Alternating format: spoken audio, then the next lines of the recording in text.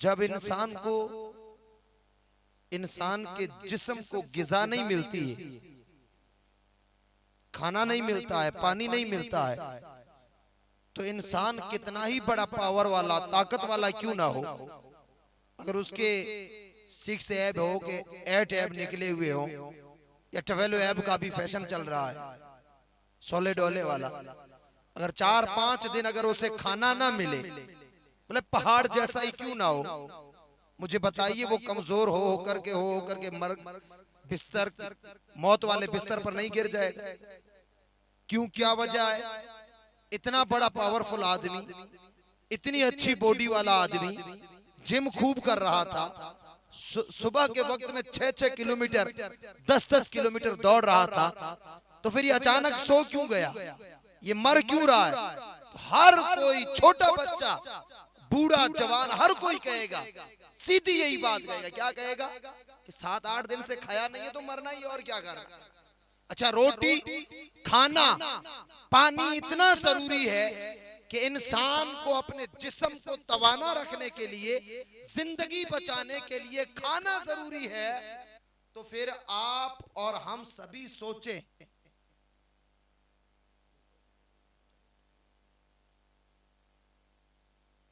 दुरूद पाक पढ़े, अल्लाहुम्मा सल्ली अला सय्यिदना शफीयना नबीना मौलाना मुहम्मद मुबारक वसल्लम सल्लु अलैहि सलातम व सलामन अलैका या रसूलल्लाह सलातम व सलामन अलैका या हबीबल्लाह सल्लल्लाहु अलैहि वसल्लम। तो एक इंसान के जिस्म को जिंदा रखने के लिए खाना जरूरी है, पानी जरूरी है। तो हम क्या सोचते हैं कि हम साल भर ये धंधे करते रहें, भटकते रहें, घूमते रहें, कुरान से दूर रहें, अल्लाह के जिक्र से दूर रहें, रसूलुल्लाह के जिक्र से दूर रहें, और पैदा होने से मरने तक हमारा ईमान वो 6 पैक बनाकर के अंदर मौजूद बैठा रहेगा? नहीं प्यारे, जिस तरह बदन कमजोर होता है उसी तरह इंसान का ईमान कमजोर होता है। कभी तो बदअकीदगी की आंधियां चलती है, कभी तूफान आते हैं, कभी जलजले आते हैं, कभी हवाएं आती है, ईमान को कमजोर किया जाता है। अब इस ईमान को मजबूत, ताकतवर बनाने के लिए जरूरी है कि रसूलुल्लाह की महफिल में बैठे और मुस्तफा का रहमत वाला जिक्र सुने। जब रूह रसूलुल्लाह का जिक्र सुनती है तो ईमान को ताजगी मिल जाती है। और रसूलुल्लाह का जिक्र, अहले बैत का जिक्र, पंचतन पाक का जिक्र, सहाबा इकराम का जिक्र, औलिया इकराम का जिक्र, ये जिक्र ऐसा है कि आप सुनते जाएं, सुनते जाएं, सुनते जाएं, लेकिन आपका दिल नहीं भरेगा। बुजुर्गान दीन फरमाते हैं ना कि एक इंसान एक अच्छा कपड़ा पहनता है, आप हाई लेवल का कपड़ा पहने, 1000 रुपए मीटर, 2000 रुपए मीटर, एक बार पहनेंगे, 2 बार पहनेंगे, 10 बार पहनेंगे, महीना पहनेंगे, 2 महीना पहनेंगे, 3 महीना पहनेंगे, 5 महीने पहने, आखिर मुंह आ जाएगा, यार ये बार बार क्या, अब थोड़ा चेंज करते, थोड़ा क्या करते हैं, चेंज करते हैं, है ना। बाइक है, बाइक मोटरसाइकिल या गाड़ी है, एक ही गाड़ी इंसान 2 साल, 3 साल, 5 साल चलाता है, मन भर जाता है, अब चेंज करना चाहिए। गोश्त है ना, गोश्त बड़ा लजीज होता है, बड़ा प्यारा होता है, दौड़े दौड़े चले आते हैं, दौड़े दौड़े, नेता हो के ना हो, बुलाया जाए कि ना बुलाया जाए, बस मान न मान मैं तेरा मेहमान, पहुंच जाते हैं। वो गोश्त सबको प्यारा, लेकिन मैं कहता हूं कसम खुदा की कंटिन्यू खिलाया जाए, सुबह खिलाया जाए, शाम खिलाया जाए, दोपहर खिलाया जाए, रात में खिलाया जाए, महीनों महीनों लगातार खिलाया जाए। इंसान कहेगा नहीं भाई अब थोड़ा दूर रख दे, कोई हरी सब्जी ला करके खिला दे, क्योंकि ये मुंह आ गया है, इससे दिल भर गया है, हर चीज से दिल भरता है। आपको गुलाब का हलवा ज्यादा पसंद है, और मैं ना कभी कभी ये दावतों में जाते हैं ना, दावतों में जाते हैं ना, ये इसराफ करते हैं ना लोग, इसराफ, भाई किसी ने दावत कर दी बेचारे ने, अब कोई मेहमान आ गए खाने, मैं आया मेरी मनवार ले लो, दूसरा आया एक मेरी मनवार ले, अरे उसका भैया पेट भर गया, तेरी मनवार है तेरे पास रख यार, तीसरा आया नहीं मैं तो अभी आया हूँ, अब मेरी मनवार ले ले। मैं कहता हूँ तुझे मनवारों का इतना ही शौक है ना तो किसी का खाना खराब मत करवा, ये फलोदी में बॉम्बे लॉज पास में पड़ी है, कभी फलोदी मिल जाए तब मनवार करना। परायों के खानों पर ये मनवारों वाला जो सिस्टम है ना, कि दामाद की मनवार है, कि ससुर की मनवार है, कि चचा की मनवार है, कि मामा की मनवार है। प्यारे ये मनवारे तेरे पैसों से कर, किसी और का खाना बर्बाद मत कर। तो इंसान को जो भी खिलाया जाए, मीठा पसंद है, किसी को गुलाब का हलवा है, दाल का हलवा है पसंद है, कंटिन्यू खिलाओ, कंटिन्यू खिलाओ, दिल भर जाएगा। नहीं रे अब उल्टी हो रही है, अब कुछ और आने दे। लेकिन सुने, पानी एक ऐसी चीज है कि पैदा होने से लेकर आज तक पी रहे हो और मौत तक पीते रहोगे। है कोई फाकिरिया के अंदर जिसने कहा हो कि नहीं नहीं पानी से दिल भर गया है, अब पानी नहीं पीऊंगा, सुबह भी कोल्ड ड्रिंक पीऊंगा, शाम भी कोल्ड ड्रिंक पीऊंगा, दोपहर में भी कोल्ड ड्रिंक पीऊंगा, हर वक्त कोल्ड ड्रिंक पीऊंगा? नहीं प्यारे, अल्लाह ने पानी में वो लज्जत रखी है कि जितना पीते जाओ कभी दिल नहीं भरता है। रसूलुल्लाह का जिक्र भी पानी की तरह है, जितना सुनाया जाए दिल भरता नहीं, प्यास बढ़ती जाती।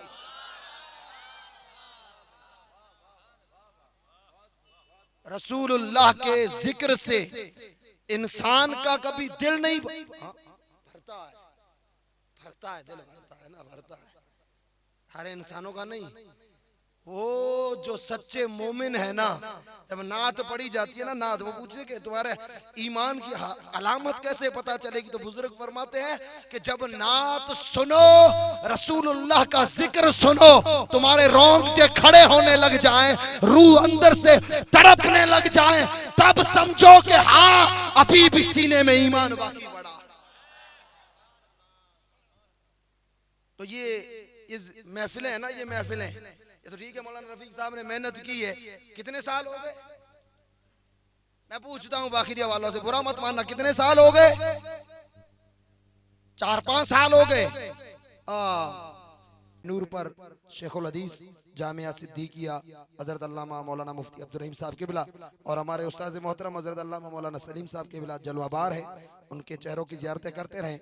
तो मैं अर्ज कर रहा था कि ये जो महफिलें हैं, ये रसूलुल्लाह सल्लल्लाहु अलैहि वसल्लम का जिक्र है, ये ज़रूरी है, ज़रूरी है हमारे ईमान की खेती के लिए कि हम लोग जिंदगी में जब कहीं मौका मिले बैठ करके रसूलुल्लाह का जिक्र सुने, ये महफिलें सजाएं। वरना हमारा तो हाल ये है कि 5-5 साल के बाद 6-6 साल गुजर जाते हैं, 10-10 साल गुजर जाते हैं, हमें एहसास नहीं होता कि हमारा एक सिलसिला टूट रहा है। वरना बुरा ना माने, मैं कहता हूँ कि एक ऐसी गली है जहां हमारा रात दिन दौरा कभी बंद नहीं होता। अब समझने वाले समझ गए होंगे। एक ऐसी गली है फलोदी में कि सुबह भी हाजिरी लगाते हैं और शाम को भी हाजिरी लगाते हैं, और उस हाजिरी के बाद में सारा सूबड़ा साफ हो जाता है। इशारों में बता रहा हूँ, हकीकत है, समझ जाएं कि हाजिरी महफिलों में लगे कि ना लगे, दिन भर पत्थर तोड़े, खून पसीना एक किया है, हलाल रिज़्क कमाया है, कसम खुदा की दिन भर फावड़े उठाए, दिन भर वो गैंचियां चलाई, कुंडे उठाए, मेहनतें की, और शाम हुई, फला साहब बैठे कुर्सी पर, लगा दे मेरा, लग गया, जा बेटा, डूब गए थी, डूब गए, अब घर आया वापस, कुछ नहीं। देखिए शरीयत पाक ने इसे सरासर हराम कहा, हराम, कुरान ने हराम कहा है।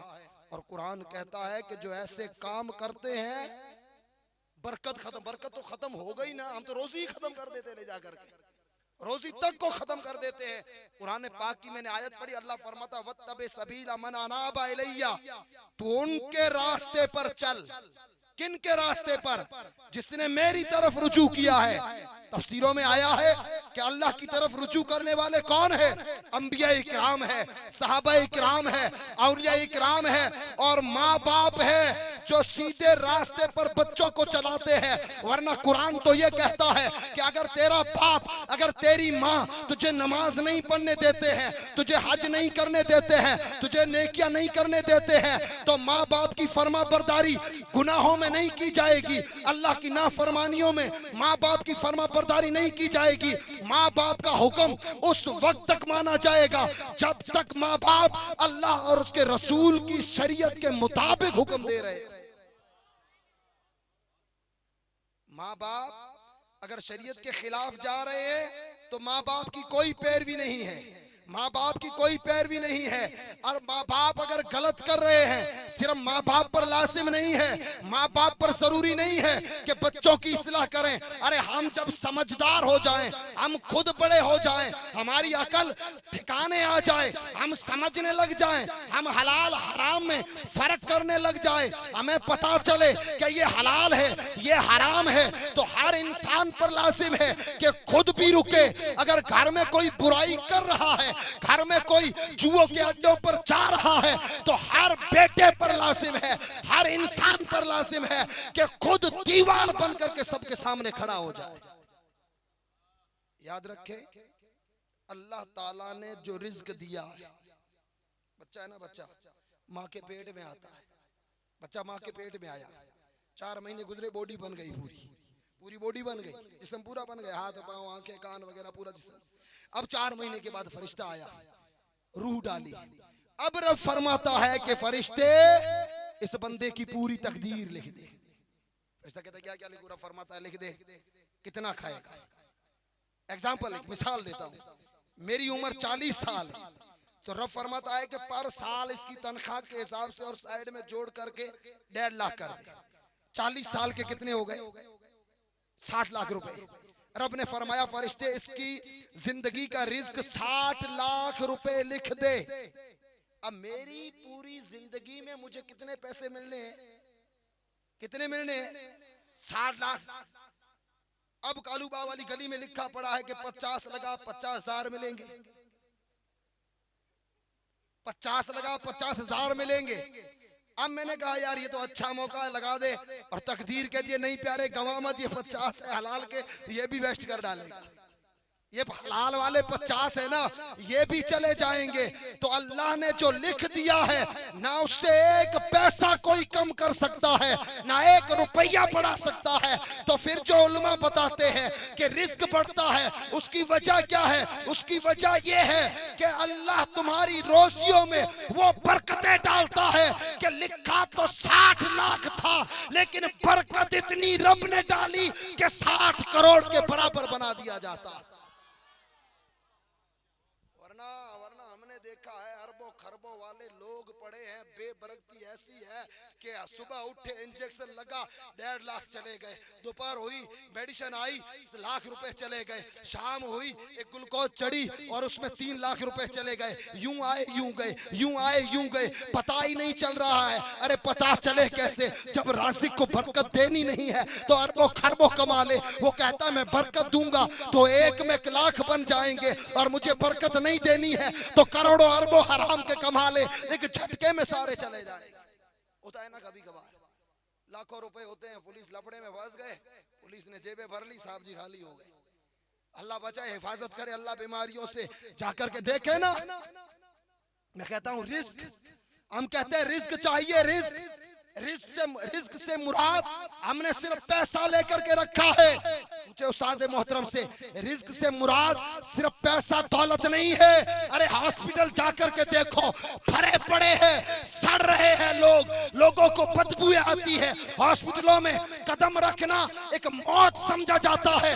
रब का शुक्र करे, अरे पैसे कम है, कोई कम नहीं है, जिस्म सलामत है, बीमारियों से पाक हो, सबसे बड़ा रिस्क है ये अल्लाह का रिज्क है। खैर अल्लाह फरमाता है वत्तबे सबीला मन अनाबा इलैया, पैरवी कर उसके रास्ते पर चल जो मेरी तरफ रुजू करता है। अब देखे, माँ बाप है, अगर अल्लाह की तरफ रुजू कर रहे हैं तो पैरवी कर माँ बाप की, कोई भी हो। कुरान का यह अटल हुक्म है, जो हम जिसकी पैरवी कर रहे हैं, हम जिसके पीछे चल रहे हैं, ना शख्सियत परस्ती देखी जाती है, ना कोई बड़ा मकाम देखा जाता है। कुरान कहता है पैरवी उसकी कर जो रब की तरफ रुजू करता है, रब के सामने झुकता है, रब की बारगाह में अपनी गर्दन को झुकाता है, उनके पीछे चल। मुफस्सिरीन ने लिखा है कि शायद से मुराद अल्लाह तबारक तआला ने औलिया इकराम की जात को लिया है। ए लोगो, औलिया इकराम की जातों के पीछे चलो, उनका दामन थाम लो। क्यों?